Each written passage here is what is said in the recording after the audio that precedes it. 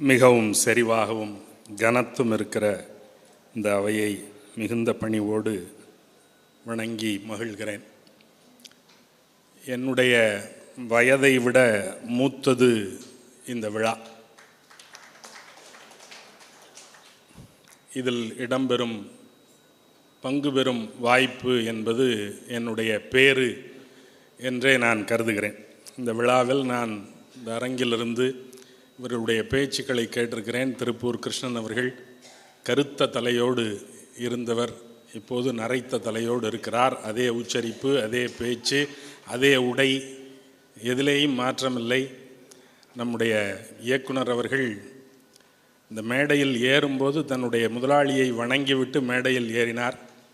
பிறகு அவரை வரவேற்கும்போது நான் அணியுமாம் சிறுமை தன்னை வியந்து என்பதைப் போல என்னை அறிமுகப்படுத்திய போது உட்கார்ந்திருந்தேன். அவரை அறிமுகப்படுத்திய போது அவர் எழுந்து நின்று வணங்கினார். கற்றுக்கொள்ள வேண்டிய பாடங்கள் பெரியவர்களிடம் எத்தனையோ இருக்கின்றன என்பதற்கு அவர்களெல்லாம் சான்று.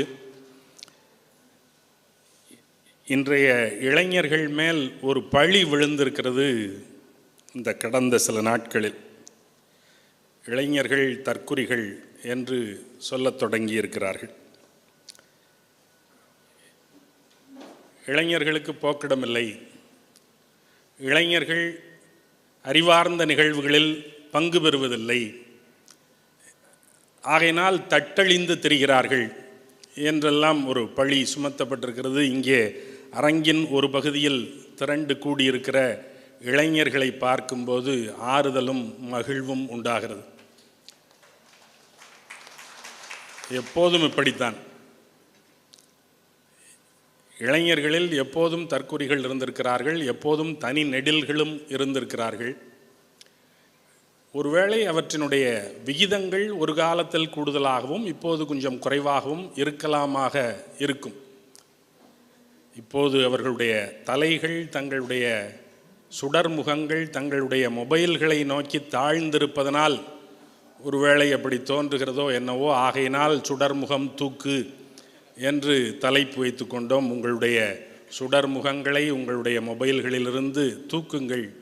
தூக்கினால் இந்த தற்குறி பட்டம் அகன்றுவிடும் என்று கருதுகிறேன். எப்போதும் அறிவு சார்ந்த கூட்டம் என்பது சிறு கூட்டம்தான். சமூகத்தினுடைய பெரிய பரப்பளவில் எப்படி எட்டுச்சான் உடம்பை இயக்குகிற மூளை என்பது அரைச்சானுக்கும் குறைவானதோ, அதை போல ஒரு சமூகத்தில் அறிவு சார்ந்த மனிதர்கள் என்பவர்கள் குறைந்த அளவில் தான் இருப்பார்கள். அறிவு நடவடிக்கையில் ஈடுபடுகிறவர்களும் குறைவாகத்தான் இருப்பார்கள். ஆனால் இவர்கள்தான் அந்த சமூகத்தை இயக்குவார்கள். அப்படி இளைஞர்களினுடைய அறிவு சார்ந்த நடவடிக்கை சிறிய அளவினதாகத்தான் இருக்கும். ஒருவேளை ஒரு சிறு வீழ்ச்சி இப்போது நேர்ந்திருக்கலாம் சூழல்கள் காரணமாக. இது ஏன் என்று ஒரு விசாரணையை வைத்தால், சைவ சித்தாந்தத்தில் உயிர்களின் இயல்பு சார்ந்ததன் வண்ணமாதல் என்று சொல்லுவார்கள். ஒரு உயிர் எப்போதும் தானாக இயங்காது. அது எதையோ ஒன்றை சார்ந்து தான் இயங்கும். உயிருக்கு தனியாக நின்று இயங்குகிற ஆற்றல் கிடையாது. அது ஒன்று இழிநிலையை சார்ந்து, கீழ்மையை சார்ந்து, கீழ்மையை எதிரொலித்து அதோடு சேர்ந்து இயங்கும், அல்லது உயர்நிலையை சார்ந்து உயர்நிலையை எதிரொலித்து அதனோடு சேர்ந்து இயங்கும். ஒன்று இறைமை சார்ந்து இயங்கும், அல்லது உலகம் சார்ந்து இயங்கும். ஆகையினால் சார்ந்து மட்டுமே இயங்கும், சாராமல் இயங்குகிற தன்மை உயிர்களுக்கு கிடையாது என்று சைவ சித்தாந்தம் சொல்லுகிறது. இளைஞர்களினுடைய தன்மையும் அத்தகையதுதான். இளைஞர்கள் கொடிகளைப் போல அவர்களுக்கு பற்றி படர்வதற்கு ஒரு கொழுகொம்பு வேண்டும். எதை பற்றி கொண்டார்கள் என்பதை பொறுத்து தான் அவர்கள் தற்குறிகளாவதும் தனி நெடில்கள் ஆவதும். குறுந்தொகையில் பரணர் எழுதிய குறிஞ்சி பாட்டொன்று இருக்கிறது. துருகல் அயலது மானை மாக்கொடி துஞ்சுகளிருவரும் குன்றநாடன் நெஞ்சு களனாக நீயலன் யானென நற்றோள் மணந்த ஞான்றை மற்றவன் தாவாவஞ்சினம் உரைத்தது நோயோ தோழி நென்வையினானே என்று தலைவி தோழியிடம் சொல்லுவதாக ஒரு குறிஞ்சி பாட்டு. கொடிகளின் இயல்பு பக்கத்தில் இருப்பதன் மேல் பற்றி படர்வது.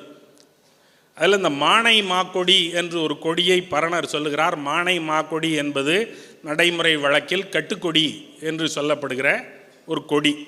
அதில் சிறுகட்டு கொடி, பெருகட்டு கொடி என்று 2 வகைகள் இருக்கின்றன. கட்டுக்கொடி என்பதனுடைய அது தோற்றம் கயிறு போல் இருக்கும். அது கட்டுவதற்கு பயன்படுகிற கயிறு போல் இருப்பதனால் அது கட்டுக்கொடி. இலக்கியத்தில் அதை மானை கொடி என்று சொல்லுகிறார்கள். ஒரு பெருங்கொடி, அது பனை மரங்களில் பற்றி படரும். பக்கத்தில் பாறை இருந்தால் பாறையின் மேல் பற்றி படரும். இந்த கட்டுக்கொடி, பரணர் சொல்லுகிற இந்த கட்டுக்கொடி, இந்த மானை மாக்கொடி எதன் மேல் படருகிறோம் என்று தெரியாமல் பக்கத்தில் படுத்திருந்த ஒரு யானையின் மேல் பற்றி படர்ந்து விட்டது. யானை பாறையைப் போல தன்னுடைய முன்னங்கால்களை மடக்கி ஆழ்ந்து உறங்கி கொண்டிருக்கிறது. பாறையின் மேல்தான் படருகிறோம் என்று நினைத்து கொண்டு அந்த மானை மாக்கொடி அந்த துஞ்சு களிரின் மேல், உறங்குகின்ற அந்த யானையின் மேல் பற்றி படர்ந்து விட்டது. இப்போ இதில் சிக்கல் என்ன அப்படின்னா, யானை எழுந்து விடும், பாறை எழாது, ஆகையினால் கொடிக்கு சேதாரம் இல்லை. பனை நகராது, ஆகையினால் கொடிக்கு சேதாரம் இல்லை. ஆனால் யானை உறக்கம் கலைந்தால் எழுந்து நகர்ந்து விடும், கொடி சேதாரமாகிவிடும். யானை எழும்போது கொடியை மிதித்து விட்டால் கொடி நைந்து போகும். யானை எழுமா, நிலை பெற்று அந்த இடத்திலேயே ஊன்றி நிற்குமா என்று கொடிக்கு தெரியாது. இதை ஒரு உவமையாக்கி காதலி தன்னுடைய தலைவன் தன்னை விட்டு போனதை இதை உவமையாக கொண்டு தோழிக்கு விளக்குகிறாள் என்று அந்த பாட்டு. அந்த தலைவியினுடைய காதல் கதையை விட்டு விடுவோம். இந்த யானையை பற்றி கொண்ட அந்த கட்டுக்கொடி இருக்கிறது இல்லையா, இதில் குற்றம் யாருடையது? இந்த யானை தன்னை தாங்கி நிற்காது என்று தெரியாமல் அந்த யானையின் மேல் பற்றி படர்ந்த அந்த மானை மாக்கொடியின் குற்றமா, அல்லது தன்மேல் ஒரு மானை மாக்கொடி படர்ந்திருக்கிறது என்றே தெரியாமல் மானை மாக்கொடியை அங்கேயே உதறி அது சாகும்படி அழுத்தி மிதித்து விட்டு வெளியேறி வந்துவிட்ட யானையினுடைய குற்றமா என்பது கேள்வி. இதுதான் இப்போதும் நடக்கிறது. யானைகள் ஓடிக்கொண்டே இருக்கின்றன, கட்டுக்கொடிகள் எல்லாம் நைந்து செத்துக்கொண்டே இருக்கின்றன. இது யாருடைய குற்றம்? புரியாமல் பற்றி கொண்ட கொடியின் குற்றமா, அல்லது தெரியாமல் மிதித்து விட்டு போன, இது என்ன நிகழ்கிறது என்றே தெரியாமல் மிதித்து விட்டு போன யானையினுடைய குற்றமா என்ற கேள்வி எழுகிறது. சைவ சித்தாந்தம் சொல்லுகிறது எல்லாம் சார்பினால் வருகிற குற்றம். உனக்கு சேரும்போதே எங்கே சேர்றோம்னு அறிவு இருக்க வேண்டாமா? எந்த பக்கம் நிற்கிறோம், யார் மேல் சாருகிறோம், யாரை தழுவுகிறோம் என்று அறிவில்லாவிட்டால் நீ நைவாய். நீ நைவதற்கு காரணம் உனக்கு சார்பு எது என்று தெரியவில்லை.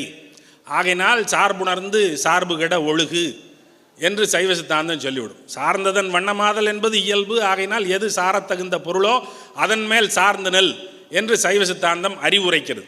ஒரு நிலை, பற்றுக பற்றற்றான் பற்றினை அப்பற்றை பற்றுக பற்றுவிடற்கு என்று வள்ளுவன் சொன்னதும் அதை ஒட்டியது தான். எது பற்ற தகுந்ததோ அதை பற்றுக என்று அறிவுரைப்பதும் அதை ஒட்டியது தான். இன்னொரு பக்கம் இதற்கு நேர் எதிராக நாலடியாரில் வேறொரு செய்தி சொல்லுகிறார்கள்.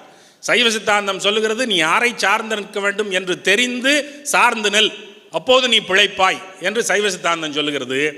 ஆனால் நாலடியார் சொல்லுகிறது நன்னிலை கண் தன்னை நெருப்பானும் தன்னை நிலைகளைக்கு கீழிடுவானும் நிலையினும் மென்மேல் உயர்த்து நெருப்பானும் தன்னை தலையாக செய்வானும் தான் என்று நாலடியார் சொல்லுகிறது. எல்லாவற்றுக்கும் நீதான் பொறுப்பு. சார்ந்து நின்ற பொருள் குற்றமாகிவிட்டது என்று பழியை தூக்கி இன்னொன்றின் மேல் போடாதே. உனக்கு ஒரு அறிவு இருக்கிறது, உனக்கு அது தெரிந்திருக்க வேண்டும் இல்லையா? அதனால நன்னிலை கண் நிறுத்தி கொண்டால் அதற்கு நீ பொறுப்பு. உன்னை நிலைகளுக்கு கீழிட்டு கொண்டால் அதற்கும் நீ பொறுப்பு. உன்னை மேலும் மேலும் உயர்த்தி கொண்டால் அதற்கும் நீ பொறுப்பு. ஆகையினால் உன்னை தலையாக செய்து கொள்வது யார் என்றால் அது நீதான். தலை தளபதி எல்லாம் ஒருத்தரும் வர வேண்டாம். உன்னை தலையாக செய்து கொள்கிற பொறுப்பு உன்னிடத்தில் இருக்கிறது. உனக்கு அறிவு இருக்கிறது, நீ தலையாவா. இன்னொருத்தனை கூப்பிட்டு தலை தலைன்னு ஏன் சொல்லிக்கிட்டு இருக்க? நீதான் தலை. உன் தோள் மேல ஒரு தலை இருக்குல்ல, அந்த தலைக்குள்ள ஒரு அறிவு இருக்குல்ல, அதை கொண்டு உன்னால் ஒரு ஆளாக உருவாக முடியாதா? நீ ஏன் இன்னொருத்தன் தோளில் போய் சாஞ்சிக்கிட்டே இருக்க? சைவ சித்தாந்தத்தை விட்டுரு.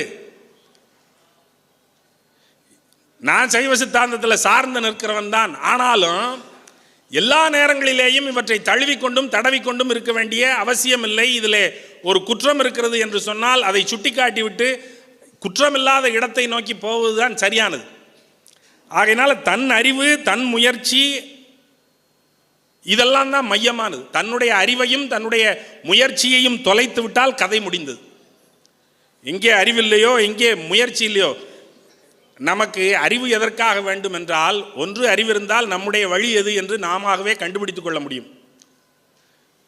அல்லது அவ்வளவு அறிவு இல்லைங்க எனக்கு, என்னுடைய வழியை நானே அமைத்துக் கொள்கிற அளவிற்கு எனக்கு ஒன்றும் பேரறிவு கிடையாது என்றால் ஒன்றும் குற்றமில்லை.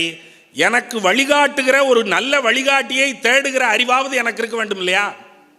எனக்கு வழி கொண்டு பிடிக்க தெரிய வேண்டாம், எனக்கு வழிகாட்டுறவன் சரியானவனா என்று கண்டுபிடிக்கிற அறிவாவது எனக்கு இருக்க வேண்டும் இல்லையா?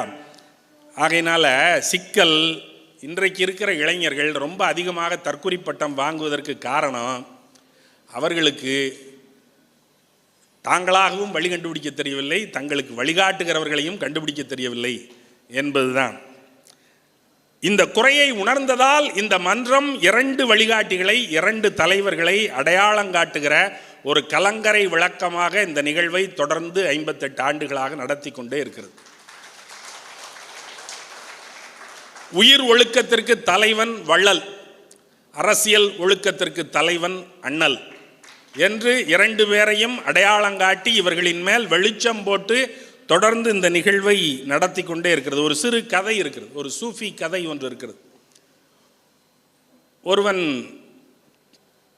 அரை இருட்டு நேரத்தில் தெருவிளக்கின் வெளிச்சத்தில் எதையோ தேடிக்கொண்டே இருந்தான்.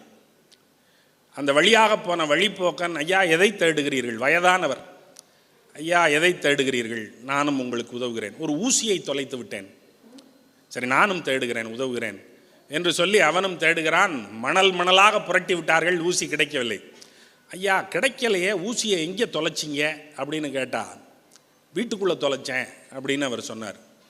ஆனால் வீட்டுக்குள்ளே தொலைச்ச ஊசியை வெளியில் தேடுனா எப்படிங்க கிடைக்கும் அப்படின்னு அவன் கேட்டான். நீங்கள் தலைவனை தொலைச்சா தலைவனை தொலைச்ச இடத்துல இல்லைனா தேடணும், சம்மந்தம் இல்லாமல் கண்ட இடங்கள்லாம் போய் தேடினா எப்படி கிடைப்பான் அப்படிங்கிறது அதில் இருக்கிற செய்தி. அப்போ இப்படி தலைவர்களை அடையாளம் காட்டுகிற பணியை தலைமுறையாக ஒரு குடும்பம் செய்யும் என்பது ரொம்ப வியப்பானது. தலைமை, இந்த குடும்பங்கள் தலைமுறையாக வருவது என்பது அரசியலில் நாம் தொடர்ந்து பல்வேறு இடங்களிலேயும் அறிந்தது.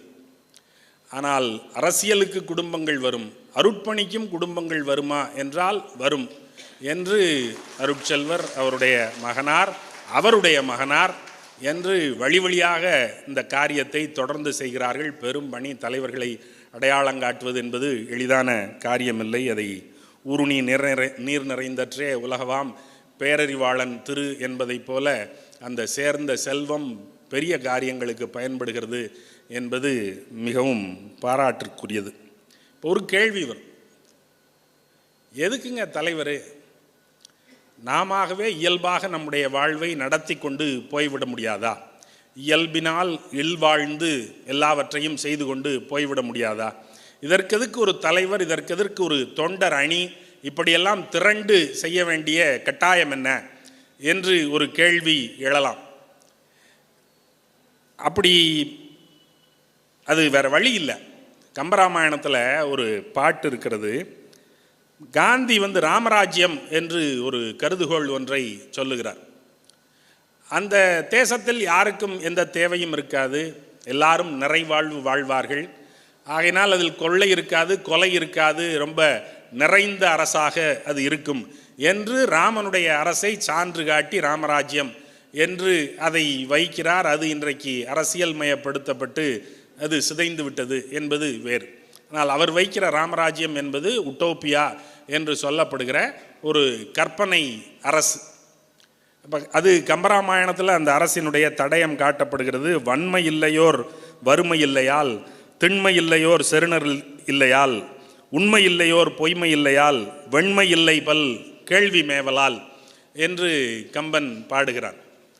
அந்த ஊரில் வள்ளல்கள் யாரும் இல்லை, அருட்செல்வர்கள் இல்லை, மாணிக்க மையாக்கள் இல்லை, தொடர்ந்து வருகிற ஹரிஹரசுதன்கள் இல்லை.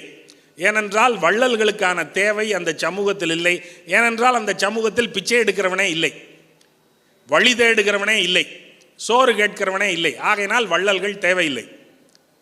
அந்த ஊரில் வன்முறையே இல்லை. ஏனென்றால் அவர்கள் மேல் போர் தொடுத்து வருகிறவர்கள் யாருமே இல்லை. அந்த ஊரில் உண்மையே இல்லை. ஏனென்றால் அந்த ஊரில் பொய் பேசுகிறவர்களே யாரும் இல்லை. அந்த ஊரில் மூடத்தனமே இல்லை, மௌடீகமே இல்லை. ஏனென்றால் அங்கே எல்லாரும் கேள்வி கேட்கிறவர்களாக இருக்கிறார்கள். எங்கே கேள்வி கேட்கிறவர்கள் இருக்கிறார்களோ அங்கே மூடத்தனம் இல்லை, அறிவீனம் இல்லை. ஆகினால் அவ்வளவு தெள்ளத் தெளிந்த நாடு. அப்படி ஒரு நாடு ராமராஜ்யம் என்று கொண்டாடப்பட்டு அந்த மாதிரியான ஒரு நாடாக உருவாக்க வேண்டும் என்று காந்தியினுடைய கனவு நாடாக அது முன்வைக்கப்பட்டது. இங்கிலாந்தில் தாமஸ் மூர் என்கிறவர் உட்டோப்பியா என்று ஒரு நூலை எழுதுகிறார். அந்த உட்டோப்பியா என்கிற நாடு ஒரு கனவு நாடு. அந்த கனவு நாட்டில் இல்லாதவர்கள் யாரும் இல்லை. இங்கே கம்பராமாயணத்தில் என்ன சொல்லப்பட்டதோ, ராமராஜ்யம் என்று எது முன்வைக்கப்பட்டதோ அதைத்தான் மூர் அங்கே முன்வைக்கிறார். அதே கருதுகோளைத்தான் கார்ல் மார்க்ஸ் முன்வைக்கிறார். கம்யூனிசம், ஒரு கம்யூனிஸ்ட் சொசைட்டி, ஒரு பொது உடைமை சமூகம் என்று சொல்லப்படுகிற அந்த சமூகத்தில் அரசும் கூட கிடையாது. அரசு உதிர்ந்து வீழ்ந்து போகும். ஏனென்றால் அரசு செலுத்திக் கொள்வதற்கான கட்டாயம் அங்கே இல்லை. எல்லாரும் தங்களை தாங்களே ஒழுங்கு செய்து கொள்வார்கள். ஆகையினால் அரசு இல்லை, போலீஸ்காரர்கள் இல்லை, தடியடி பிரயோகங்கள் இல்லை, எதுவும் இல்லை என்று ஒரு அரசை கார்ல் மார்க்ஸ் முன்வைக்கிறார். ஆனால் சிக்கல் என்னென்னா, கார்ல் மார்க்ஸ் அதை பொன்னுலகம் என்று சொல்லுகிறார். உலகத் தொழிலாளர்களே ஒன்று கூடுங்கள், நீங்கள் இழப்பதற்கு எதுவும் இல்லை, உங்கள் கைகளில் பூட்டப்பட்டிருக்கிற விலங்குகளை தவிர. ஆனால் அடைவதற்கோ ஒரு பொன்னுலகம் இருக்கிறது என்று கார்ல் மார்க்ஸ் அறைகூவி அழைக்கிறார். இப்போ இது பொன்னுலகம், உட்டோப்பியா, ராமராஜ்யம். ஆனால் என்ன பிரச்சனை, இப்படி ஒரு உலகம் வந்துவிட்டால் எந்த சிக்கலும் தேவையில்லை. தலைவர்கள் தேவையில்லை, தொண்டர்கள் தேவையில்லை, ஒன்றுமே தேவையில்லை. எல்லாரும் அவரவர்களுடைய வேலையை அவரவர்கள் செய்வார்கள். சமூகம் தன்னுடைய ஒழுங்கில் தானாக ஒரு கடிகாரம் ஓடுவதைப் போல ஓடிக்கொண்டே இருக்கும். ஒரு சிக்கலும் இல்லை. ஆனால் உலகம் அப்படி இல்லை. புதுமை பித்தன் ஒரு கதை எழுதுகிறார், பொன்னகரம். கார்ல் மார்க்ஸ் சொன்ன பொன்னுலகத்திற்கு நேர் எதிர்மாறு. அது தீசிஸ் என்றால் இது ஆன்டி தீசிஸ், அது கருத்து என்றால் இது எதிர்கருத்து. பொன்னகரம் என்று புதுமை பித்தன் ஒரு கதையை எழுதியிருக்கிறார். ஒரு ரொம்ப சிறிய கதை, 1.5 பக்க அளவிலான கதை. அந்த நகர வர்ணனையை அவர் சொல்லுகிறார். ரொம்ப அழுக்கான சாக்கடை ஓடுகிற ஒரு சிறு ஊர். அந்த ஊரில் இருக்கிற குழந்தைகள் எல்லாம் அந்த ரயில்வே பாதைக்கு கம்பிகளால் அடைத்து ஒரு வேலி போட்டிருக்கிறார்கள். ஆனால் என்ன சிக்கல் என்றால், அந்த குழந்தைகள் அந்த கம்பிகளின் ஊடாக உள்ளுக்குள் வந்து விடுவார்கள். ஏனென்றால் அந்த குழந்தைகள் ஒன்றும் ஹார்லிக்ஸ் தின்கிற குழந்தைகள் இல்லை, ரொம்ப மெலிந்த சருகு போன்று இருக்கிற எளிய குழந்தைகள். ஆகையினால் அந்த கம்பிகளை ஊடுருவி அவர்களால் வந்துவிட முடியும். அந்த ரயில் போகும்போது போகிறவர்களுக்கெல்லாம் டாட்டா காட்டி குட் மார்னிங் என்று சொல்லுவார்கள். அப்படித்தான் அவர்கள் மொழி பழகி கொள்ளுகிறார்கள் என்றெல்லாம் எழுதிவிட்டு, அந்த ஊரில் ஒரு குடும்பம் இருக்கிறது. அந்த குடும்பத்தில் 5 பேர், ஒரு கணவன், ஒரு மனைவி, அந்த கணவனுடைய தாயார், கணவனுடைய தம்பி, அந்த கணவனுடைய குதிரை. கணவன் ஒரு குதிரை வண்டிக்காரன், மனைவி ஒரு மில் தொழிலாளி. இவர்கள் இருவரும் வாங்குகிற அற்பமான சம்பளத்தில் தான் குதிரை உட்பட அந்த 5 பேர் இருக்கிற அந்த குடும்பத்தை இவர்கள் காப்பாற்றியாக வேண்டும் என்கிற சூழ்நிலை.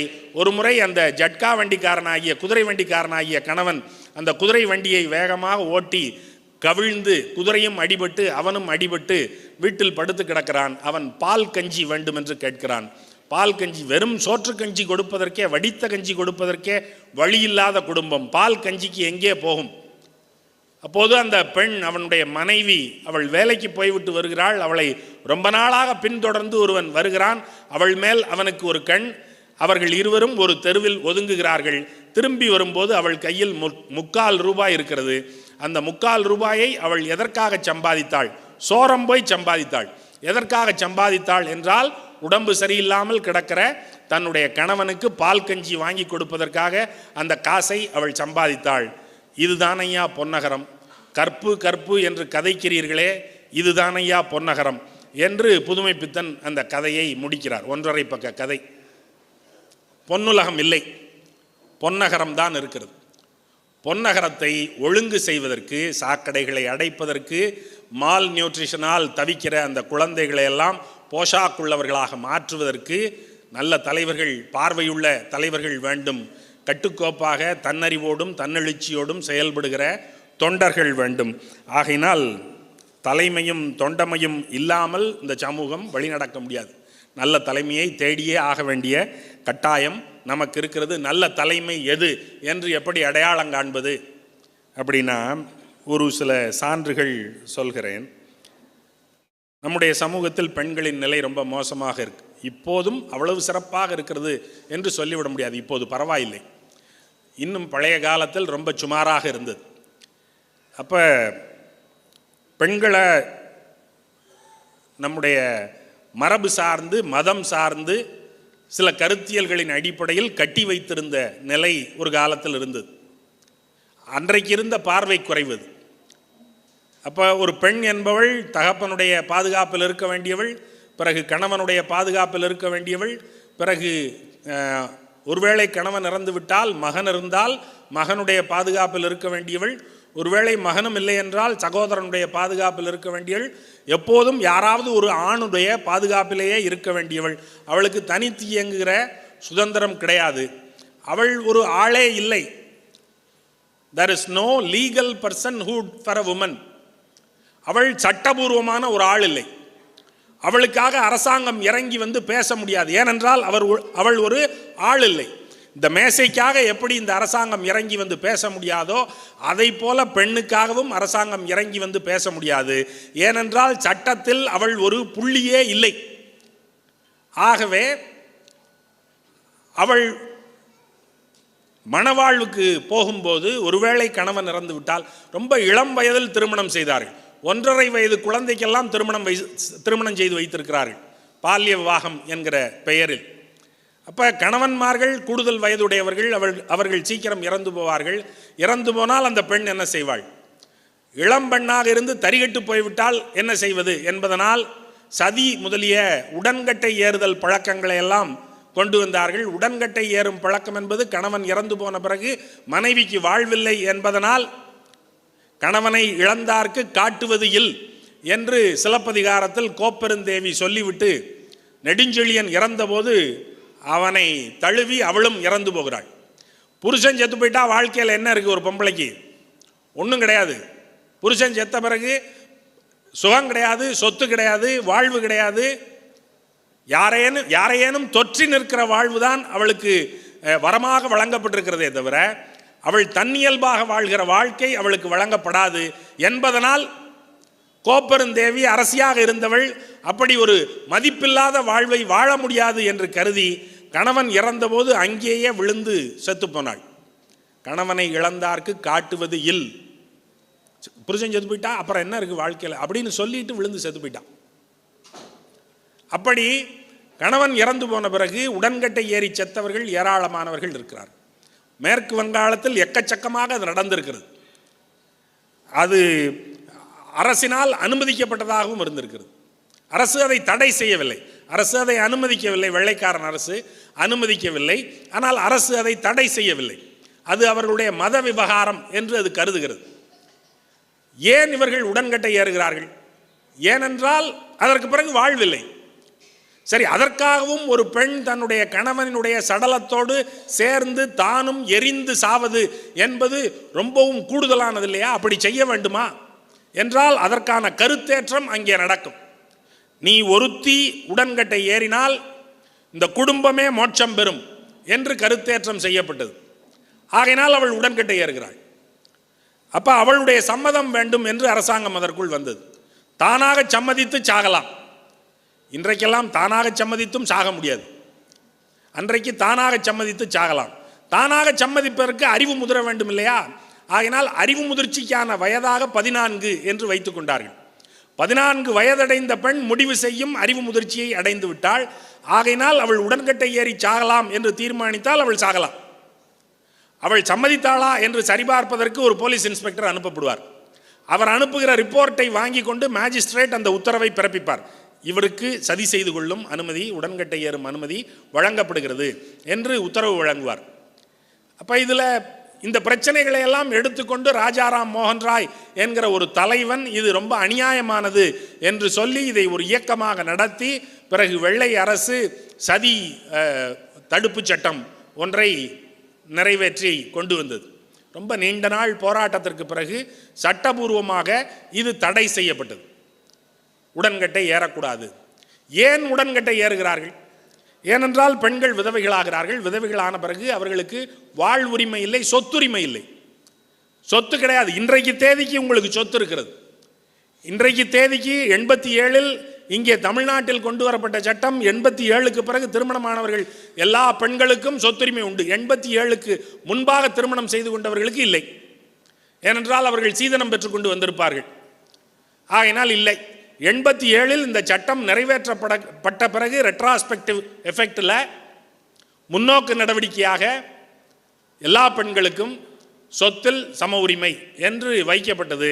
பிறகு அண்மையில் வந்த உச்சநீதிமன்ற தீர்ப்பின் அடிப்படையில் பெண்கள் எப்போது பிறந்திருந்தாலும் எப்போது திருமணம் ஆகியிருந்தாலும் பெற்றோருடைய சொத்தில் சமபாகம் உண்டு. சகோதரனுக்கு ஒரு பங்கு என்றால் அதை போலவே சகோதரிக்கும் ஒரு பங்கு உண்டு என்று அந்த வழக்கை தீர்த்தார்கள். முந்தைய சட்டங்கள் அப்படி இல்லை. மீதாட்சரம் என்று சொல்லப்படுகிற, யாக்ஞவல்கிய ஸ்மிருதி என்று சொல்லப்படுகிற, பராசர ஸ்மிருதி என்று சொல்லப்படுகிற அந்த பழைய நூல்களில் பங்குபாகம் பிரிக்கிற போது பெண்களுக்கு பங்கில்லை. பெண்கள் ஆதரவுக்குரியவர்களே தவிர, சம்ரட்சணைக்குரியவர்களே தவிர, அன்னவஸ்திர தாவு இல்லாமல் பாதுகாக்கப்பட வேண்டியவர்களே தவிர அவர்கள் சொத்தில் உரிமை பூண தகுந்தவர்கள் இல்லை என்றுதான் இங்கே பாகங்கள் பிரிக்கப்பட்டன. 1746 வாக்கில் புதுச்சேரியில் ஆனந்தரங்க பிள்ளையிடம் ஒரு வழக்கு வருகிறது. ஆனந்தரங்க பிள்ளை தன்னுடைய நாட்குறிப்பில் அதை எழுதுகிறார். தண்டிகை கனகராய முதலியார் என்கிற பெருஞ்செல்வந்தர் இறந்து போகிறார். அவர் ஒரு மனைவியை விட்டுவிட்டு இறந்து போகிறார். மனைவி விதவையாகிறார். கணவர் இறந்து விட்டார். அவர்களுக்கு ஏற்கனவே ஒரு மருமகள் இருக்கிறார். மகன் இறந்து போனதனால் மருமகளும் விதவையாக இருக்கிறார்.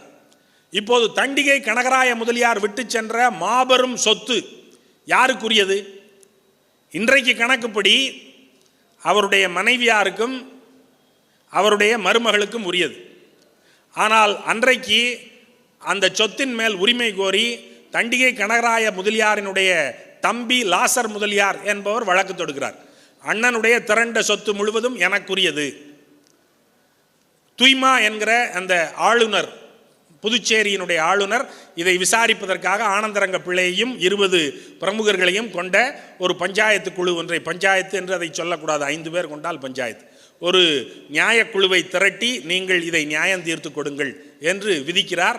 ஆனந்தரங்க பிள்ளை அந்த தன்னுடைய துணைவர்களோடு சேர்ந்து அந்த வழக்கை விசாரித்து அவர் சொன்ன தீர்ப்பு, ஒட்டுமொத்த திரண்ட சொத்தும் தம்பி லாசருக்கு உரியது. விதவையாக போன கனகராய முதலியாரினுடைய மனைவிக்கும் ஏற்கனவே விதவையாக இருக்கிற அவருடைய மருமகளுக்கும் சொத்தில் என்ன பங்கு? 4200 வராகன்கள் அவர்களுக்கு அளிக்கப்படும். அன்னவஸ்திர தாவு இல்லாமல் அவர்கள் வாழ்வதற்கு 4200 வராகன்கள் வழங்கப்படும். கோடிக்கணக்கான சொத்து இருக்கிறது. கொடுக்கப்படுவது 4200 ரூபா. ஒரு கணக்கு வச்சுங்க, 4200 வராகன். இதிலேயும் மாமியாருக்கு 2/3 பங்கு, மருமகளுக்கு 1/3 பங்கு என்று அந்த கணக்கை தீர்க்கிறார்கள். ஆகையினால் இவர்களுடைய தேவை என்ன? உனக்கு சாப்பிட்றதுக்கு சோறு வேணும், உடுத்திக்கிறதுக்கு சேலை வேணும், அது ரெண்டுக்கும் எந்த பிரச்சனையும் இல்லை, அதுக்கு நீ இந்த காசை வச்சுக்க. ஆனால் சொத்தெல்லாம் கிடையாது. சொத்து அண்ணனுக்கு பிறகு தம்பிக்கு, மகன் இல்லை. ஆகையினால அண்ணனுக்கு பிறகு தம்பிக்கு. பெண்ணுக்கு சொத்துரிமை கிடையாது. மருதுபாண்டியரினுடைய மனைவி வீராயி ஆத்தாள் என்றொருத்தி இருந்தாள். மருதுபாண்டியர்கள் திருப்பத்தூரில் தூக்கிலிடப்பட்டார்கள். வீராயி ஆத்தாள் இருக்கிறாள். பிறகு அவருடைய மகன் மற்றவர்கள் எல்லாம் நாடு கடத்தப்படுகிறார்கள். துரைசாமி நாடு கடத்தப்பட்டார். வீராயி ஆத்தாள் இருக்கிறார். மருதுவினுடைய மனைவி ஒரு மருமகள் இருக்கிறாள், மீனம்மாள், சிவஞானம் என்பவருடைய மனைவி. இவர்கள் இருவரும் ஏறத்தாழ 26,000 ரூபாய், 1801 26,000 ரூபாய் மதிப்புள்ள நகைகள் வைத்திருக்கிறார்கள். இந்த நகைகள் அவர்கள் சீதனமாக கொண்டு வந்தவை. சீதனம் என்பது பிறந்த வீட்டிலிருந்து அவர்களுக்கு கல்யாண சீராக வழங்கப்பட்ட நகை. நகைகளுக்கு உரியவர்கள் அவர்கள். காலங்காலமாக தமிழ் மரபில் கொண்டு வருகிற நகைக்கு உரியவள் பெண்தானே தவிர அந்த நகையின் மேல் ஆணோ அவனுடைய குடும்பமோ எந்த உரிமையும் கோர முடியாது. கண்ணகியினுடைய சிலம்பின் மேல் கோவலனுக்கு எந்த உரிமையும் கிடையாது. கண்ணகி தான் சிலம்பை கொடுத்தா, சிலம்புல கொன்மின் அப்படின்னு அவ தான் சிலம்பை எடுத்து கொடுத்தா. அவன் வாங்கிட்டு போல, சிலம்பை கொண்டான்னு பிடுங்கிட்டு போக முடியாது அவனால. அவ கொடுத்தா சிலம்புல உரிமை இருக்கு. அவ கொடுக்கலைன்னா அவன் பிச்சை எடுத்துட்டு தெரிய வேண்டிதான். அந்த சொத்தினுடைய உரிமை பெண்ணுக்குத்தான் உரியதே தவிர ஆணுக்கு உரியதில்லை. இது நடைமுறை. வீராய் யாத்தாளினுடைய நகையையும் மீனம்மாளினுடைய நகையையும் புதிதாக வெள்ளைக்காரர்களிடம் உரிமை பெற்று வந்த சிவகங்கை ஜமீன்தார் பெரிய உடையார் தேவர் பறிமுதல் செய்கிறார். பறிமுதல் செய்த போது இந்த விதவைகள் இருவரும் திருச்சி மாவட்ட நீதிமன்றத்தில் வழக்கு தொடுக்கிறார்கள். அது நாங்கள் சீதனமாக கொண்டு வந்த நகைகள், அதன் மேல் எங்களுக்கு உரிமை இல்லையா என்று கேட்கிறார்கள். நீதிமன்றம் தீர்ப்பு சொன்னது, உங்களுடைய ஜமீன் எப்போது ஜெயிக்கப்பட்டதோ அப்போது உங்களுடைய கணவர்கள் அடிமைகள் ஆகிவிட்டார்கள். அடிமைகளுக்கு சொத்துரிமை கிடையாது. நீங்கள் அடிமைகளின் மனைவிகள், ஆகவே நீங்களும் அடிமைகள், ஆகவே உங்களுக்கும் சொத்துரிமை கிடையாது. உங்களுடைய நகை பறிமுதல் செய்யப்பட்டது நியாயம், அதை பெரிய உடையார் தேவர் வைத்துக் கொள்ள வேண்டியதுதான், நீங்கள் சும்மா தெரியுங்கள் என்று நீதிமன்றம் கைவிட்டு விட்டது. என்றால் பெண்களுக்கு சொத்துரிமை கிடையாது. இதற்கு இவ்வளவு காலம் போராடி இப்போதுதான் உச்சநீதிமன்றம் 1801 தொடங்கிய சிக்கல் 1746 ஆனந்தரங்க பிள்ளையினுடைய காலத்தில் தொடங்கிய அந்த சிக்கல், அதற்கு முன்பாகவும் இருந்த அந்த சிக்கல் இப்போது தீர்ந்திருக்கிறது. ஆனால் இடைப்பட்ட காலத்தில் அது பெண்களுக்கு எவ்வளவு அழுத்தத்தையும் துயரத்தையும் ஏற்படுத்தியிருக்கும். ஒரு பெண் எப்படி வாழ்வாள்? ஆகவே ஈஸ்வரச்சந்திர வித்யாசாகர் மாதிரியான தலைவர்கள் விதவை மறுமணம் வேண்டும் என்று கேட்கிறார்கள். நீங்கள் பெண்ணுக்கு சொத்து கொடுக்க மாட்டீர்கள், சொத்து என்றால் எந்த பொருளாதார அடிப்படையும் இல்லாமல் அவள் உடன்கட்டை ஏறி சாவதற்கு தயாராக இருக்கிறாள். இதையெல்லாம் தடுக்க வேண்டுமானால் அதற்கு தீர்வு விதவைகளுக்கு மறுமணம் செய்து வையுங்கள் என்று சொல்லி விதவை மறுமண திட்டம் ஒன்றை கொண்டு வர வேண்டும், சட்டம் கொண்டு வர வேண்டும் என்று அழுத்துகிறார். 1855 1856 அது சட்டமாக வருகிறது. இந்து விதவை மறுமண சட்டம் 1856. இந்த சட்டம் நிறைவேறக்கூடாது என்று 30,000 பேர் கையெழுத்து போட்டு மனு அனுப்புகிறார்கள். இது எங்களுடைய மரபுகளுக்கு மாறானது, இந்த சட்டம் நிறைவேறக்கூடாது, விதவைகள் செத்தால் சாகட்டும், இந்த சட்டம் நிறைவேறக்கூடாது என்று மனு அனுப்புகிறார்கள். வந்தே மாதரத்தை எழுதிய, இந்தியாவை தாய் என்று மதித்து வந்தே மாதரம் தாயே வணக்கம் என்று பாட்டெழுதிய பக்கிம் சந்திரர் மரபு சார்ந்த கருத்து, இதை மாற்றுவதற்கு அனுமதிக்க முடியாது என்று அவரும் எதிர்ப்பு தெரிவிக்கிறார். அப்படியானால் இந்த மரபினுடைய பிடி, இந்த புரியாத சடங்குகளினுடைய பிடி எவ்வளவு இருக்கிறது? இதை உடைப்பதற்கு இந்த தலைவர்கள் எவ்வளவு பாடுபட்டிருக்கிறார்கள். சும்மா வேன் மேலே ஏறி நின்று ஜெனரேட்டர் போட்டு லைட்டு காட்டி தலைவனா டாட்டா காட்டிட்டு போகிற தலைவன் எல்லாம் எவ்வளவு பாடுகள் பட்டிருக்கிறார்கள், எவ்வளவு எதிர்ப்புகளுக்கு நடுவில் இந்த வேலைகளை எல்லாம் செய்திருக்கிறார்கள். விதவை மறுமண சட்டம் வருகிறது. காந்திக்கு விதவை மறுமண சட்டம், விதவை மறுமணம் உடன்பாடு இல்லை ஒரு காலம் வரைக்கும்.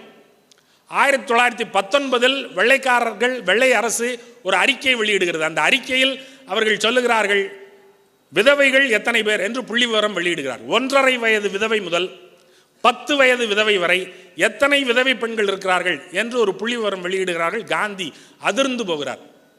அதிர்ந்த போது தன்னுடைய கருத்தை மாற்றிக்கொள்கிறார். விதவை மறுமணம் செய்யத்தக்கது. ஒரு தலைவன் நான் பிடித்த பிடியில் இருப்பேன், நான் பிடித்த முயலுக்கு 3 கால் என்று சொல்லுகிறவன் இல்லை. தலைவன் தான் கொண்ட கருத்து தவறு என்று அறிந்தால் அந்த தவறை மாற்றிக்கொள்ள துணிந்தவன் எவனோ அவன் தலைவன். காந்திக்கு மாற்றிக்கொள்ள தெரியும், காந்தி தலைவன். அப்ப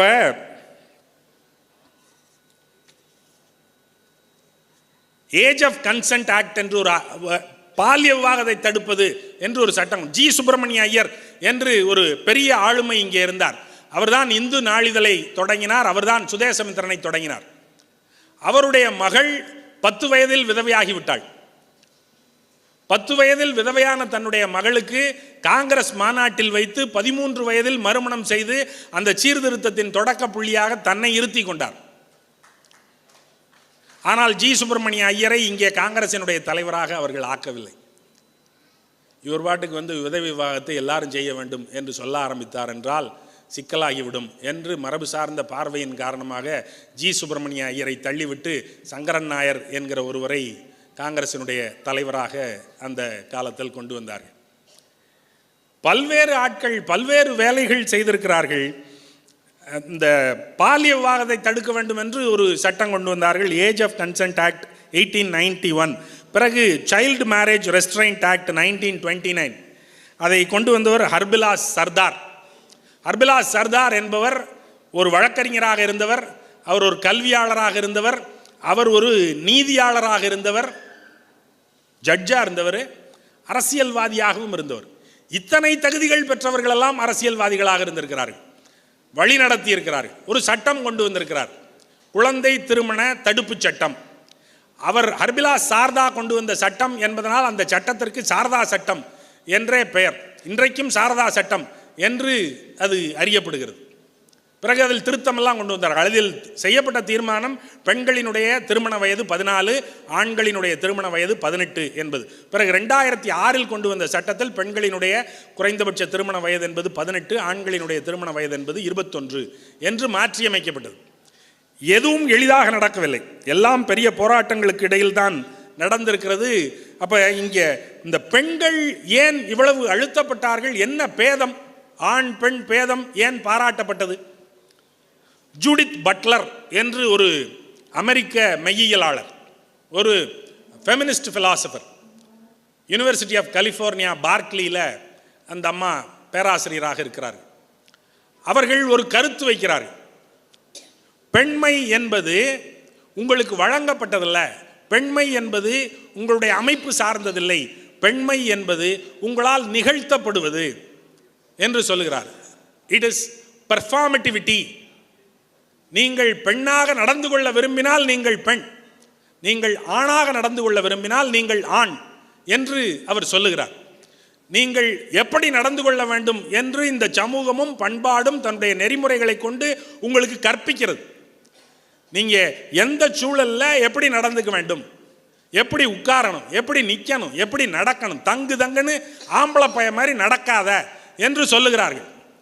ஒரு பொம்பளை பிள்ளை சம்மணம் கட்டி உட்கார்ந்தா தொடையில் தட்டி ஆம்பளை பிள்ளை மாதிரி உட்காராத, ஒடுக்கமாக உட்காரு என்று தொடையில் அடிக்கிறார்கள். திரும்ப திரும்ப பெண்கள் ஒவ்வொரு சூழலிலும் ஒவ்வொரு சந்தர்ப்பத்திலும் எப்படி நடந்து கொள்ள வேண்டும் என்பது சொல்லித்தரப்படுகிறது. இது பயிற்றுவிப்பினால் நிகழ்த்தப்படுவதே தவிர இயல்பினால் அப்படி இல்லை என்று அவர் சொல்லுகிறார். அதனால் திரும்ப திரும்ப உங்களுக்கு சொல்லப்படுவது, உங்களுடைய பாலினத்தை நீங்கள் நிர்ணயித்துக் கொள்ளுங்கள். நாங்கள் சொல்லுகிற வகையில், நாங்கள் வழிகாட்டுகிற வகையில், இந்த சமூகம் எதிர்பார்க்கிற வகையில், உங்கள் பண்பாடு உங்கள் மேல் சுமத்துகிற வகையில் உங்களுடைய பாலினத்தை நீங்கள் இறுதி செய்து கொள்ளுங்கள், இற்றைப்படுத்திக் கொள்ளுங்கள். இப்படித்தான் நடக்கும். Fix your gender, no fluidity. நீங்கள் அப்படியும் இப்படியுமாய அலைபாய்வதெல்லாம் நடக்காது. பொம்பளைனா பொம்பளை மாதிரி தான் இருக்கணும், ஆம்பளை மாதிரி நடந்துக்க கூடாது. ஆம்பளைனா ஆம்பளை மாதிரி தான் இருக்கணும், பொம்பளை மாதிரி நடந்துக்க கூடாது என்று இந்த பாலினத்தை நிர்ணயித்து ஆணி அடிக்கிறார்கள் என்று அந்த அம்மையார் சொல்லுகிறார். இது இன்றைக்கு வருகிற புதிய கருத்து. இன்றைக்கு வருகிற புதிய கருத்து மட்டும்தானா? நீங்கள் யோசிச்சு பார்த்தீங்கன்னா, கோப்பெருந்தேவி புருஷன் செத்து போனோன்னையும் படக்குன்னு விழுந்து செத்து போயிட்டான். அவ பண்பாட்டினால் செதுக்கப்பட்ட பெண்மையை அங்கே நிகழ்த்தினாள். அதே சபையில், அதே அவைக்களத்தில் கண்ணகி வந்து உனக்கு அறிவு இருக்காடா முட்டா பயல அப்படின்னு வந்து மன்னனை கேட்டான். ஒரு மன்னனை பார்த்து நம்ம அப்படியெல்லாம் கேட்க மாட்டோம்ல, நம்ம கும்பிட்டு பின்னாடி போயிடுவோம்.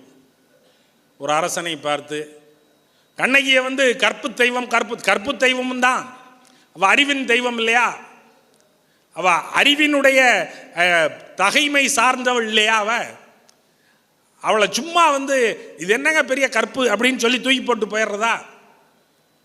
அவளை போல ஒரு அறிவு சார்ந்த மகளை எங்கே பார்க்க முடியும்? அவள் ஒரு மன்னனை பார்த்து கேட்க துணிந்தவள் இல்லையா? அது வரைக்கும் மண்மகள் அறியா வண்ணச்சீரடி. அவளுடைய கால் எப்படி இருக்கும்னு பூமிக்கு தெரியாது. ஏன்னா அவள் தரையில் காலை வச்சா தானே தெரியும். அவள் தரையிலேயே காலை வச்சவல்ல, பெரிய பணக்காரன் மக, அன்றைய அம்பானியினுடைய மக. அதனால் அவள் ஏறினா பல்லாக்கு, இறங்கினா பல்லாக்கு. கால் எப்படி இருக்கும்? கண்ணகி காலினுடைய அளவு என்ன என்பது மண்ணுக்கு தெரியாது. அப்படி இருந்தவ காலால் அளந்து பூம்புகார்லேருந்து மதுரைக்கு போய் அங்கே படாத பாடுகளை பட்டு கடைசியில் மன்னனை பார்த்து சூளுரைத்து, டே அறிவிட்ட முட்டாப்பேல நீ மன்னனா அப்படின்னு கேட்கறதுக்கு ஒரு பெண் துணிவாள் என்றால், அவள் அங்கே நிகழ்த்தியது பண்பாட்டினால் கட்டமைக்கப்பட்ட பெண்மையை அல்ல, பண்பாட்டினால் கட்டமைக்கப்பட்ட ஆண்மையை.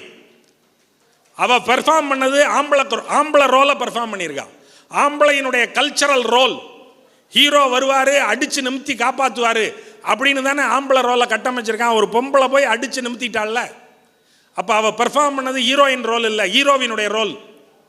அப்போ இது பெர்ஃபார்மன்ஸ் சார்ந்ததா, பெர்ஃபார்மட்டிவிட்டி சார்ந்ததா, நிகழ்த்துமை சார்ந்ததா, இயல்பு சார்ந்ததா என்கிற கேள்வியை ஜூடித் பட்லர் எழுப்பினால் அதற்கான சான்றுகள் கோப்பெருந்தேவி இடத்திலும் கண்ணகி இடத்திலும் ஒரே அவைக்களத்தில் ஒரே காலத்தில் ஒரே இடத்தில் நமக்கு கிடைக்கிறது இல்லையா? இது ரொம்ப இதெல்லாம் வீங்கின கருத்துங்க அப்படின்னு தள்ளிட்டு போக முடியல. இல்லை, இது வீங்கின கருத்தும் இல்லை, வள்ளலார் சொல்றார். அதை இது நானும் சரி வெள்ளக்கார பொம்பளை ஏதோ சொல்லுது, அவங்கெல்லாம் அப்படித்தான் ரொம்ப ஓங்கின கையோட ஏதாவது பேசுவாங்க அப்படின்னு நானும் நினைச்சேன். வள்ளலார் சொல்றாரு, பெண்ணினுள் ஆணும் ஆணினுள் பெண்ணும் அன்னுர வகுத்த அருட்பெருஞ்சோதி. பெண்ணியல் ஆணும் ஆணியல் பெண்ணும் அன்னுர வகுத்த அருட்பெருஞ்சோதி என்று 4-5 வரிகள் அதில் பாடுகிறார். அருட்பெருஞ்சோதி அகவல்ல. பெண்ணுக்குள்ள ஆண், ஆணுக்குள்ள பெண், ஆணாக இயல்கிற, ஆணை நிகழ்த்துகிற பெண், பெண்ணை நிகழ்த்துகிற ஆண், எல்லாம் வாய்ப்புள்ளவை தானே, எல்லாம் சாத்தியம் தானே. நீங்கள் அழமாட்டீர்களா? ஒரு பெண் கோபித்துக் கொண்டு அடிக்க மாட்டாளா?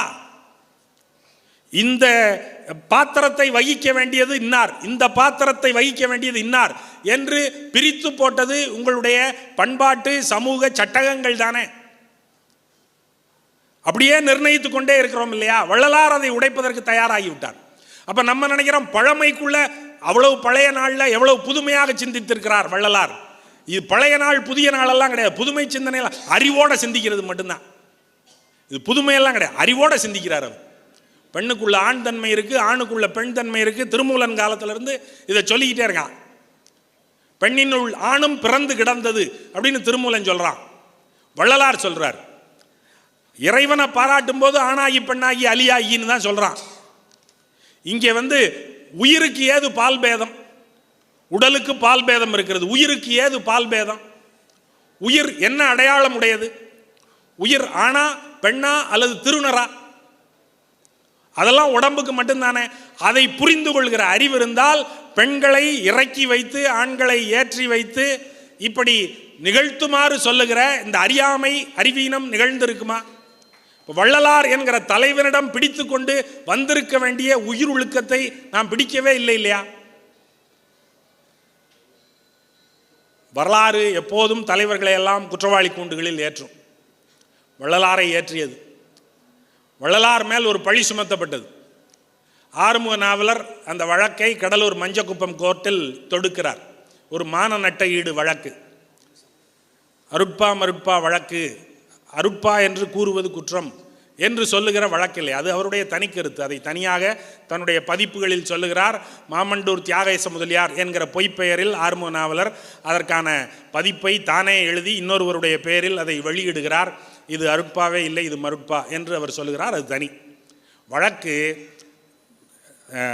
சிதம்பரத்தில் இருக்கிற சபா மண்டபத்தில் தீட்சிதர்கள் வள்ளலாரை அழைத்து, தீட்சிதர்களுக்கும் நாவலருக்கும் மோதல் இருக்கிறது.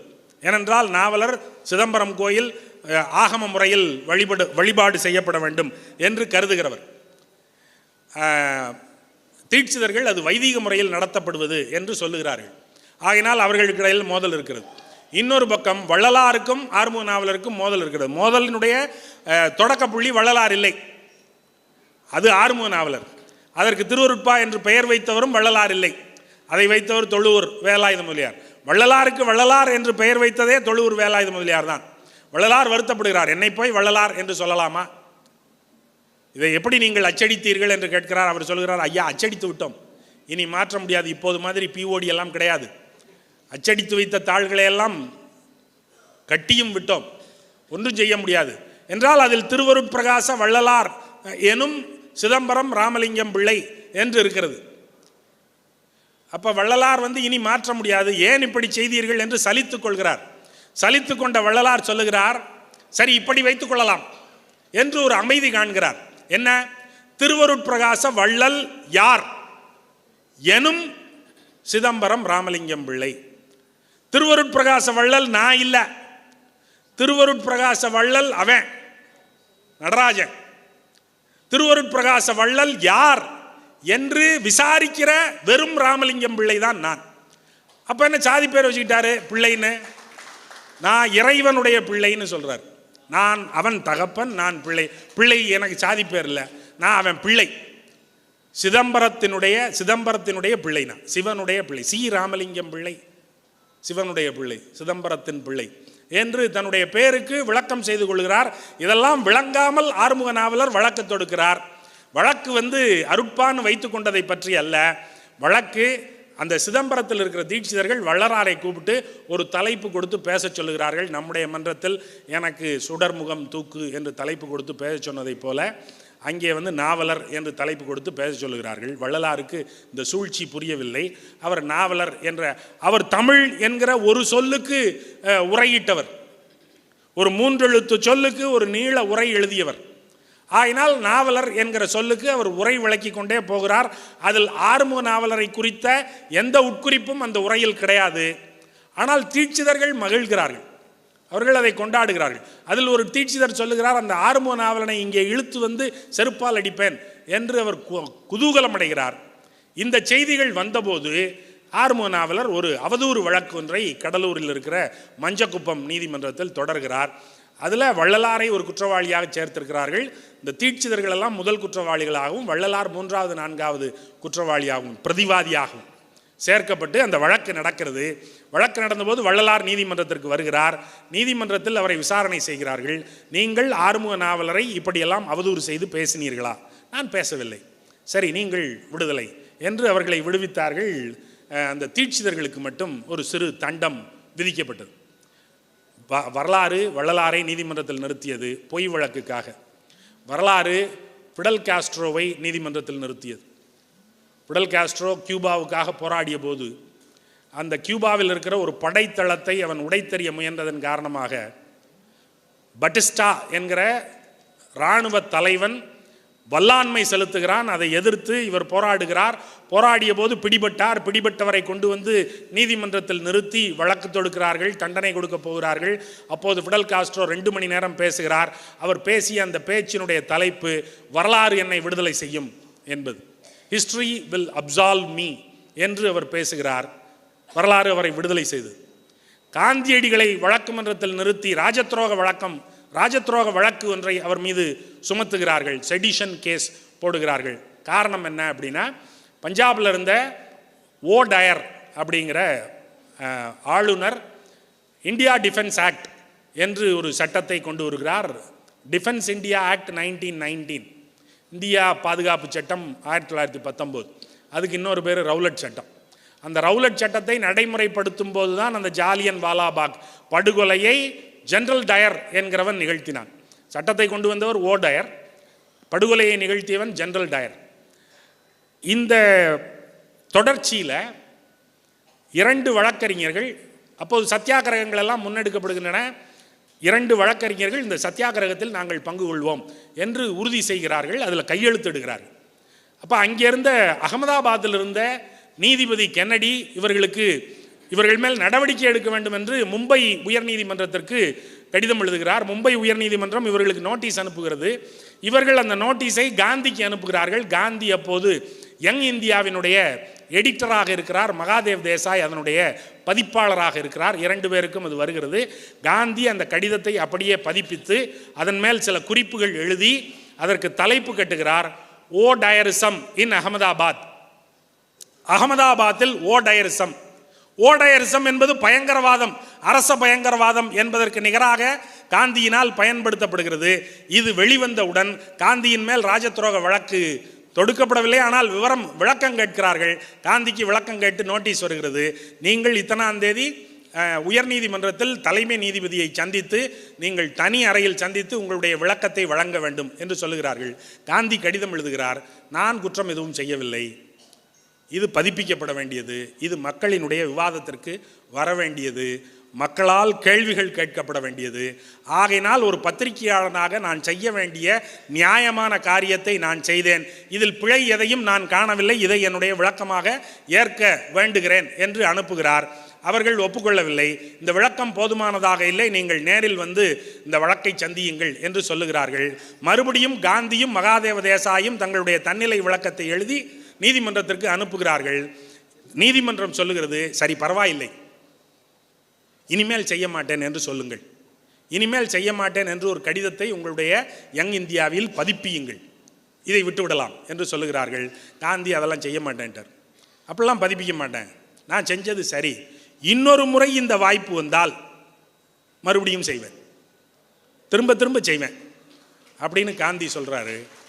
நீதிமன்றத்திற்கு என்ன செய்வது என்று தெரியவில்லை.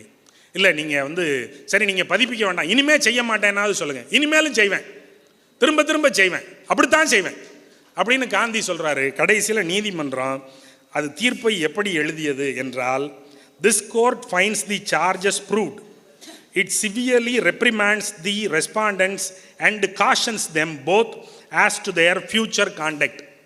இந்த நீதிமன்றம் அவர்களின் மேல் கடுமையான கண்டனத்தை செலுத்துகிறது. இனி எதிர்காலத்தில் இப்படி நடந்து கொள்ளக்கூடாது என்று எச்சரிக்கிறது. அதோட முடிச்சிட்டாங்க, வழக்கு முடிந்து விட்டது. ஆமாம், ஆகையினால இதுதான் தலைமைக்கான அடையாளம். நீங்கள் யாரை தேட வேண்டும் என்றால், யார் தோளை உயர்த்தினார்களோ, யார் சுடர்முகம் தூக்கினார்களோ, யார் இந்த சமூகத்தை தோள் மேல் தூக்கி வைத்து இவ்வளவு தூரம் கொண்டு வந்தார்களோ, இவர்களை தலைவர்களாக அறிந்து இத்தகைய தலைவர்களை தேடுவதற்கு நீங்கள் முயன்றால், நீங்கள் தளபதிகளை எல்லாம் தேட வேண்டாம், நீங்களும் தலைவர்களாக உருவாகலாம். பாரதிதாசனுடைய பாட்டு, மனிதரில் நீயுமோர் மனிதன் மண்ணன்று, இமை திற எழுந்து நன்றாய் எண்ணுவாய், தோளை உயர்த்து சுடர்முகம் தூக்கு, விழித்த விழியில் மேதினிக்கு ஒளிசை, நகைப்பை முழக்கு, நடத்து உலகத்தை. நன்றி, வணக்கம்.